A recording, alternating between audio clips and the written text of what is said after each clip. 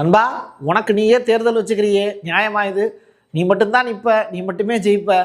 உன்னை யாராவது எதிர்த்தாங்க அப்படின்னா க்ளோஸ் பண்ணி விட்டுருவ. கட்சிகளே இல்லாத இடத்துல கூட்டணி கட்சிகள் எல்லாமே பலம் இருந்ததாக அதை எல்லாத்தையும் தன்னோட சேர்த்துக்கிட்டு வடகொரியாவில் எதிர்கட்சி எதுன்னு கேட்டால் எதை சொல்லுவீங்க? தேடி பாருங்க. கொரியாவினுடைய தொழிலாளர் கட்சியும் அதன் கூட்டணி கட்சிகளும் சேர்ந்து 99.93% வாக்குகளை பெற்றது. யாரு? நம்ம அதிபர் கிம் அவர்களுடைய கட்சி தான். ஜெயிச்சிட்டாங்க, நாடாளுமன்ற தேர்தலில் அமோக வெற்றி அப்படிங்கிற செய்தி. உலகத்திலேயே வடகொரியாவினுடைய நாடாளுமன்ற தேர்தலோ இல்லை வடகொரியாவினுடைய லோக்கல் பாடி எலெக்ஷனோ தான் பேசு பொருளாகவே இருக்காது.